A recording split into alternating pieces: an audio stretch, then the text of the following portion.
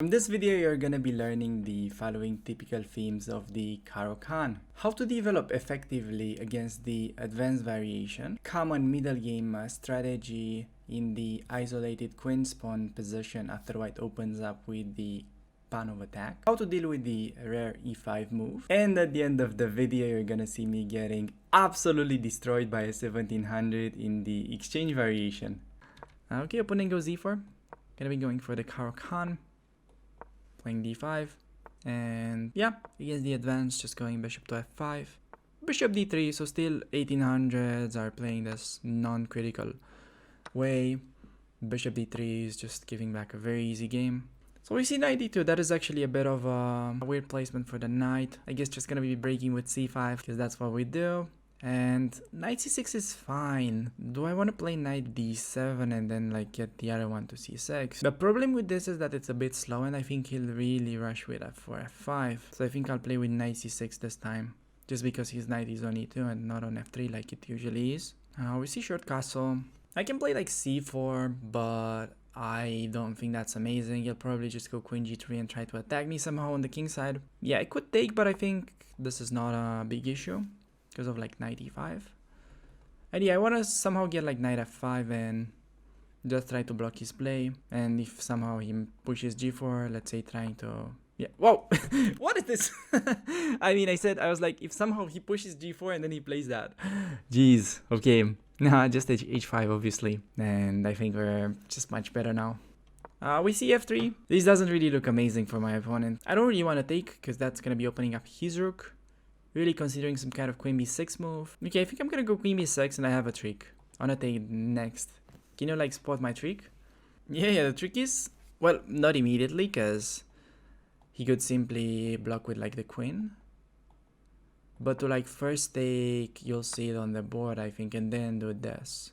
I think it's gonna take him by surprise. We see cd, but just picking up the pawn as I told you, and yeah, we're just up a pawn with a crushing position, so this one's looking pretty good. Just knight c6, I think, can go back. We see knight b3. I think you can just play. I just need to like get myself developed at this point, basically. How do we get developed? Can we play like g6? I think that's a good move with us. Okay, we see knight f4. Can we just play bishop g7, increasing the pressure over there? I would love to do that. Could also take, but I mean, I don't want to open up his rook. I think I said that a million times already. Could also just pin him. That doesn't look too bad either. But I think bishop there is just like so much more natural. And like if they take, there's just like knight f5 always. Okay, on knight c5, can just pick up the free queen. Alright, getting the black pieces against the 1954. Against the e4, gonna be going c6 and d5. Yeah, we see the Panov attack for the first time. This is actually called the Pseudo Panov. This one with c4.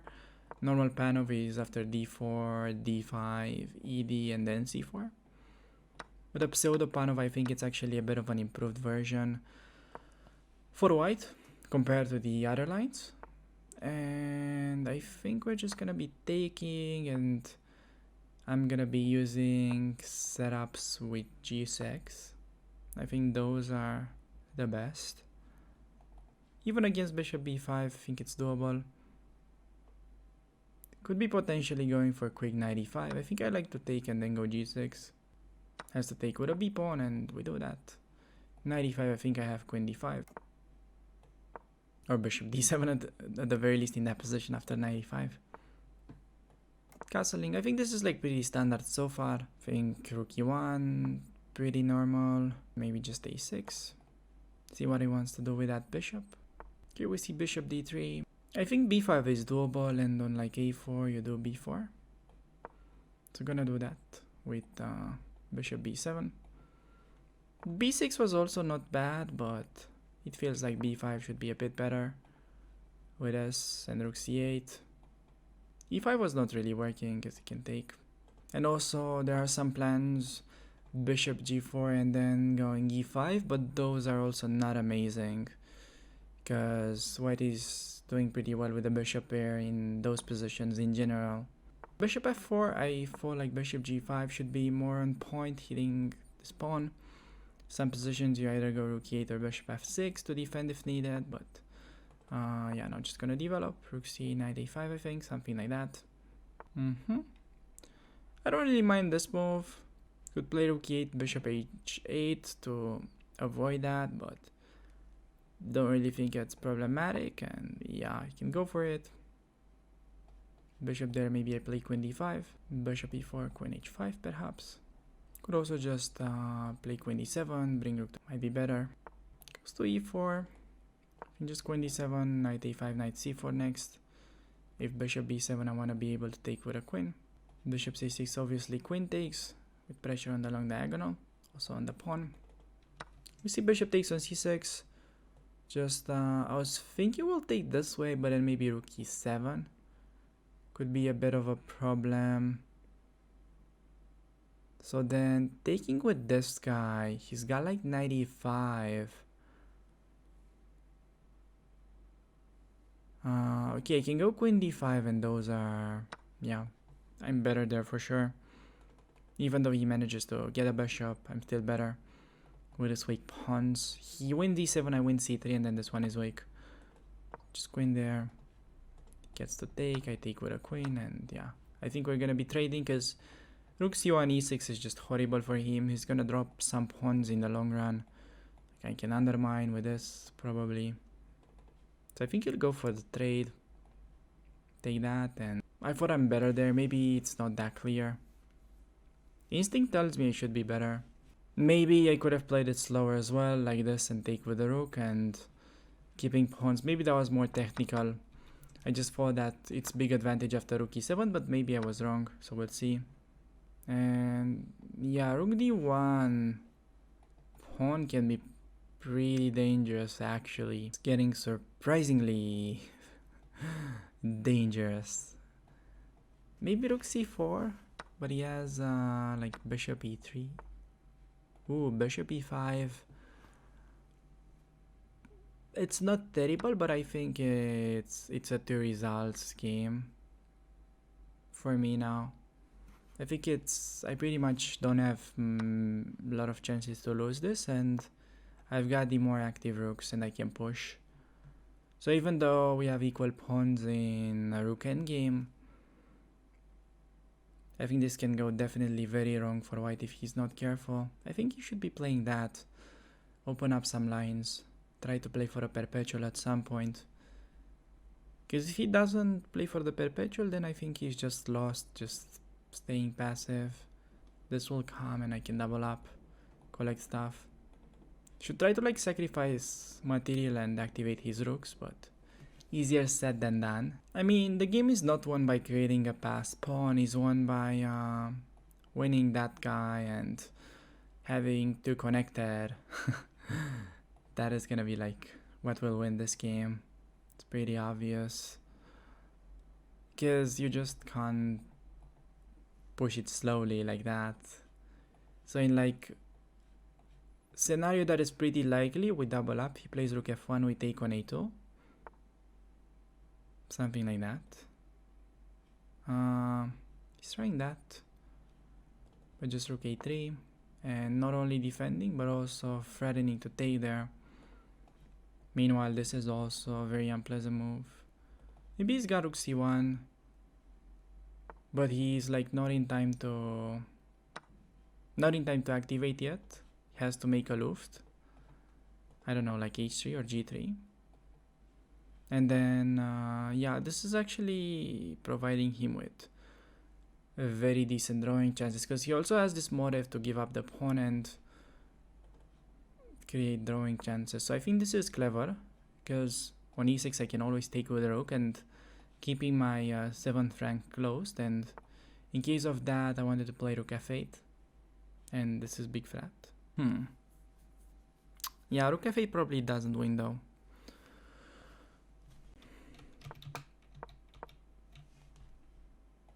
Okay, I think I should have gone that, but I don't think it's winning.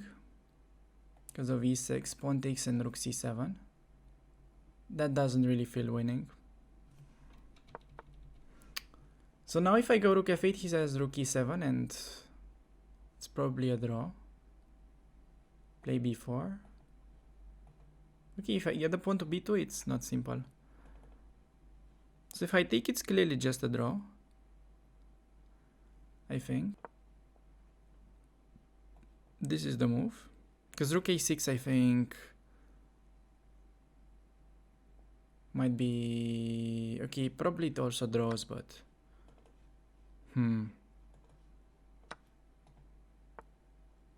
This is not as precise though, because I can play rook f5 and defend both pawns. So I think this is better now for me. Like against that I have rook there, and there I have rook c5. Ooh, I've missed that idea though. That is a really nice move, and rook f8, he's got rook b6. Just killing the game. Wow, what a move. Huh. Yes, that is making the draw for sure. Any last bullets? Don't really think so. There's no way to play this one out, boys.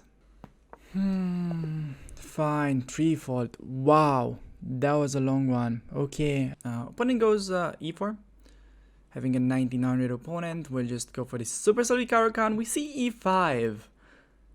Do you guys run into this e5 move often? I'm wondering. Let's go d6, trying to challenge that pawn. It's actually first time we're running into this. It's pretty strange. C knight f3. Could go bg4. Pinning the knight. Opponent takes on d6. I think just taking back with a pawn is super reasonable. No need to play e6, bishop d6. Even though that's also fine. I think it's better to have the pawn there. Bishop e7 castle. Knight f6 and just bishop e7 short castle. Just focusing on quick development. Goes h3. Taking is like not as bad as you may think, but just bishop h5 is fine. Opponent goes for short castle. We can just go bishop e7 and castle ourselves. Try to make an argument for this and bishop d6, but he maybe has rook e1 and bishop check, so gonna keep it really simple. Gonna give him the extra space, it's not an issue. Yeah, just like knight e7. Could also go maybe even this is interesting idea to bring the knight over. The other route was with knight e7 and then knight f8, knight e6, but I don't want to like take, and if knight g6 then he can trap my bishop. So I'm thinking to just like bring the knight around this in this fashion. And taking is kind of fine for me because we managed to grab the bishop, and this is a pretty annoying pin for my opponent. I think now should be equal, maybe a little bit in my favor. Maybe I'm overestimating my position a little bit, but I think it should be good. I think this is must now to keep the knight defended. He plays it. You can go for like a super creative move. Do you guys want to see something like that? I don't think that's how chess works, but if you guys want to see it, maybe we can play it. Probably not gonna do that, but maybe just rook b8, and if b3, we've got knight d5, bishop back, and then knight c3 could be annoying.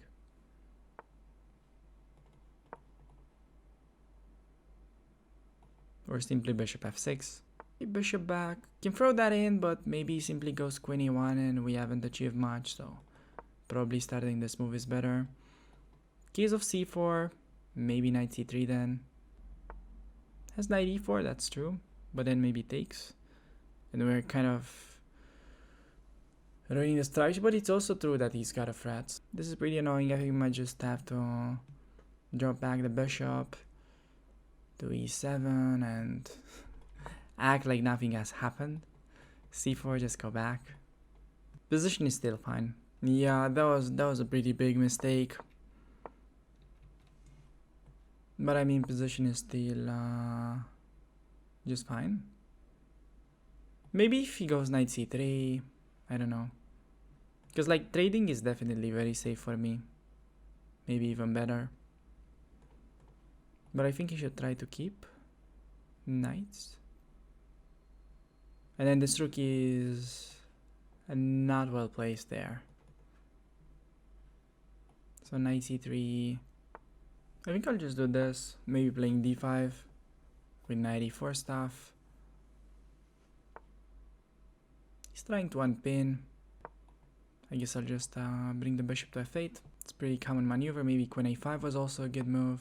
Should have played queen a5. Yeah, allowed his queen to activate. Just play queen a5 in this position. Is just like his queen is really kind of passive. Could also maybe transfer the queen to f5 in some lines. Now this is a bit annoying. Oh my god, how can I allow that? Okay, I guess we're gonna be having to play this one, keeping the pawn defended. But now I think it's it's quite pleasant for white. Very uncomfortable for me. Okay, d5 could also be a move. So maybe he just plays queen a4. Okay, but now d5, what's the point? He wants to block. Then knight e4. Knight e4, pawn takes, rook takes, bishop f3. I feel like we need to have a little bit of compensation there. I think we kind of have to do this. c5, maybe just take, and then knight e4. Just giving up the pawn doesn't seem to work that well. I think he is kind of forced to take with a knight, and we play knight e4. We're suffering against this second e5 line. Really funny. Okay, he takes with a pawn, which I don't think should be good. How are we gonna punish that? I think knight there. This kind of ideas. Maybe g6 or like f5, f4. This could actually be pretty annoying for my opponent. His bishop is getting stuck. Okay, I wanted to play push the f-pawn anyways. So I'll do that when it gains the tempo. We go f5. Is he gonna play that? Might play it anyways. So I don't think we really mind it. And like bishop there, maybe this is strong. Hitting the knight and then bishop f4. Yeah, as expected, but hitting the knight, and then this is, I think, coming next. And initially I said his queen was amazing because it was attacking the weak pawns, but now might be a little bit misplaced because by the way, this is not a stupid exchange sack by any means, but I'm afraid he's got like rook f5. Yeah, exchange sack is a bit too fancy. Just bishop f4 is fine. Goes knight g3. Well, I think that is a bit sketchy. Maybe queen g5, bishop takes, knight takes, king h2, queen h4, and then we just kind of win. Big flat. This is pretty much like only move, I'm assuming. And then we take with a knight, and he's gonna be having a lot of issues on the king side. So that's why he was not supposed to take with a pawn, but with a knight, and then play that position. Knight e4. I get d4 square, he gets the e5 one. I think white should be slightly better, but decided to weaken his king without being forced to, and I think it kind of has to pay the price for it. The queen was like okay on a3 in the first place, even after pushing c5. It's just that now his king is really weak after he took with a pawn. So that was definitely not something he had to play, and I just have an easy way to attack him on the king side. He might be just flagging. So knight g3, bishop f4. Okay, queen f4, queen d2 looks winning. Like there, and queen h2 is mate. Maybe not mate. But it's pretty good. This is also kind of doable. I think rook e3 might be strongest. threatening to collect, and he has to take, I think, king g2, but then queen e2 wins. Alright, opponent flags, but the position was winning, so... Anyway, it's not an amazing game, like, doing that mistake... Okay, after knight e6, maybe it's still not amazing. It's close to equal, as expected. I got a bit of a clumsy position. Maybe I'm supposed to... actually, maybe go e5. Oh, I'm supposed to take... Yeah, I just got a worse position from the opening. Supposed to take and play knight e7. I was like not familiar with this, but it's obviously fine. We've got like an caro-kann now. I think we pretty much just got a transposition to the caro-kann. And I should have played knight c3. Couldn't decide if it's like worth it. He had only moved though, and rook e8 is unpleasant. Should have gone for that. And now it's just kind of bad. Getting the black pieces, and we'll try out the caro-kann. Hopefully we can get an instructive game. Gonna be going d5, and it looks like we're getting the exchange variation with c3. Yeah, I'll show you my favorite line. We're gonna be playing knight of 6. He's going for it in this fashion. Interesting. This is a tricky move order because I wanted to get in the quick bishop g4, queen c7 line if he would have played bishop d3. But I'm assuming we'll just have to get back into the main lines with knight c6. And yep. Just bishop g4. I could go g6. There's a line that's working incredibly well. If you go g6, knight f3, bishop f5, and they take, that is amazing for black. But I mean, if they don't take, I think it's gonna be hard to win as black, playing for a draw pretty much. So I think we're just gonna be sticking with the main stuff, just going bishop g4 and then queen b3. I think I'll play queen d7. I'm a queen d7 guy. You could also do queen c8. That's doable as well. But I'm the type who plays e6 and then quick bishop d6, sacrificing the pawn. That is perfectly playable. I don't think it's, from a practical perspective, even that great for him to take the pawn. Maybe he will. I haven't really looked this one up in a while when they take the pawn. But generally it's not your biggest concern. Gonna be cancelling. And then now he's threatening knight e5.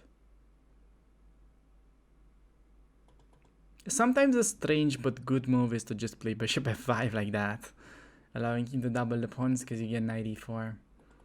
But I think I'm gonna try to do it like this. I'm gonna be taking on f3 because he's gonna get knight e5 and the bishop could be caught a little offside there on g4. And gonna be doing this, and then we're gonna be playing for the minority attack with b5 and b4. This is a very typical position for the London as well. I think the bishop should be slightly better, but I think it's maybe a bit easier to play it as black. You just go b5, b4. As white, you could be slightly better if you play like really precise, but otherwise, if you don't really do the right thing, then black is getting the initiative. So we're just going for that. Yeah, just demonstrating the minority attack. The goal is to take on c3 and create a lot of weaknesses on the queen side. I think at this point he has to move the queen. Yeah, he goes back, which is going to be taking, and then the ideal scenario is to play like rook c8 and try to apply pressure onto this pawn. But I still have to figure out how to deal with knight e5 coming. Because I want to be able to take there, but then he will fork me, so that's not good. Could also throw in knight g4. He's got like, maybe even on knight g4 he could be having this trick and then knight g5. So I don't think knight g4 is really working here. I think we're doing rook c8, knight e5, knight e7. I think we need some protection over the king side. Not really threatening yet because of takes. we're dropping the exchange, but you know, some knight could be coming over. Okay, knight g4, I don't think it's an amazing move. I think, yeah, can just like take it. Don't really see other candidate move. Maybe queen f4, but I mean, what is the queen doing there? We still can't take on c3 because of bishop h7, so that is not a thing. But maybe just g6 looks to be pretty solid. Like knight g6, maybe he's got h4, but on h4 there's queen f4 is a good move, I think. So maybe knight g6 is interesting. Problem with knight g6 is he can go bishop takes and then rook h3 and use the h file. So I think just gonna be playing g6 and rook h3. Maybe just we can take. I don't know. Maybe still bishop g6 in that position. I feel like I should have a defense. It's like pretty tricky because white is getting some attack with a rook lift, but as long as you keep it under control, then you can really take the initiative on the other side of the board. So yeah, I think he's playing for like the same trick. He wants bishop g6 and then queen h7 with mate on f7. So we still can't take the pawn. I mean, only as an exchange sack. I don't think we want to sack the exchange yet. Knight f5 could be an idea to just stop the attack as we take with the e-pawn. We will have an isolated pawn, but I think those positions should be maybe close to equal. Do we need knight f5? That's a bit of a desperate measure. Do we need it just yet? Like I could play rook b2 and try to go for the counter attack. I think we're going rook b2 since his attack doesn't really look so dangerous yet. I might be regretting saying that soon, but we can just do that move, harassing the pawn. Goes to h6. That is a good move. This is a big threat. I somehow forgot about this move. I don't know how. That is like pretty annoying. So we can take. The thing is, this might not be mating because we have rook h3 and then let's say we play like I don't know, something random, and then queen takes. He's got like check, but then we've got like knight g8 and it's like not a mate. It's like pretty insane though to allow that. I don't think we have much of a choice the way I played it. Oh my god, we'll have to really defend this one hard. So like the problem would be whenever they'll play rook f3 in those positions after the check, and then he has bishop g6. So maybe rook c7 is a good move. Yeah, would be a bit of a miracle if we survive. I think he's gotta like throw in the check, otherwise knight f5 might get played. Yeah, rook f3 now, I think it's the move. Well, we can at least take a breath there. But maybe he's got rook h7 that's crashing. Yeah, that's the move, of course. And then queen g7 and yeah, like no counterplay. Yep, I missed this one. That was a good move. Can we survive with like f5? Wait, he's got no mate after f5? What? I don't see the mate at least.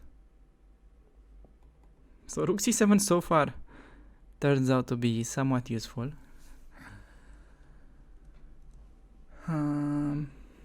Yeah, I think we might be defending. I think this is like defendable objectively, but got no time. Queen f4, he has just queen g7 and picks up the knight. It wasn't really a move. f5, I believe, only move. f6 was also maybe doable, but I think f5 better to shut down the bishop. So he just goes back. This is like an amazing sign. He's got like no threat.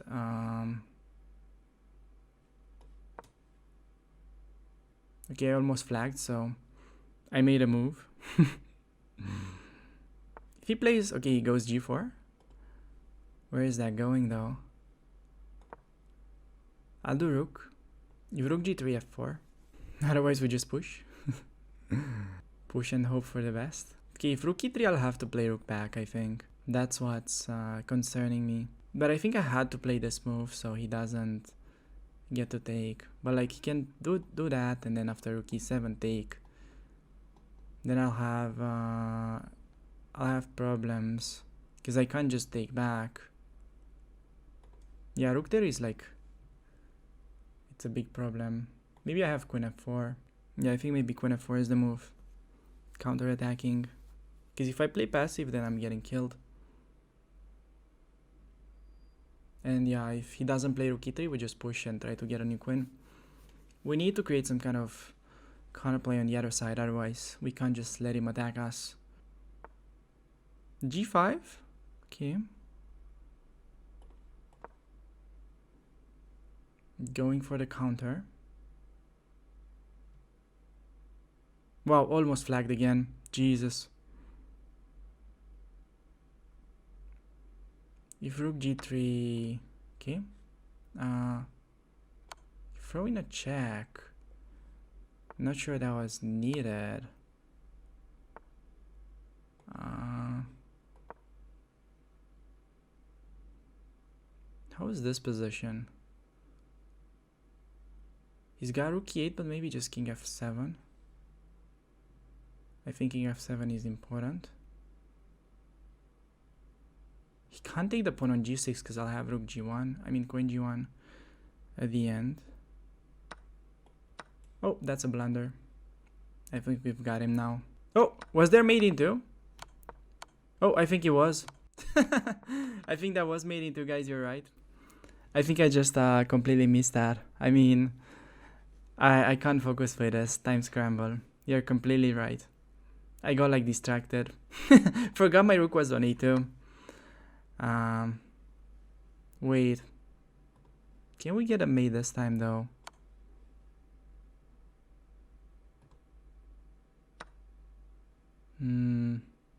Yeah. I mean, can just like get rid of the queens.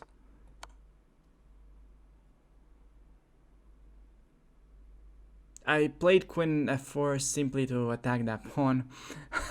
I haven't seen I was like threatening mate in two, but that is actually like a very good point. That is actually just a very nice point. Let's see it. I had like a really big blind spot there, but that's because I was like under pressure the whole game. I was just like not thinking clearly. Let's just put it that way. And I had mate in two. You're right. And then I was lost again. Wow, such a clown fiesta. And then he's like winning with rook f6. Jesus Christ, what is this game? Thanks a lot for making it this far into the video, and if you're looking for more content, make sure to check out some of the previous episodes from the same series.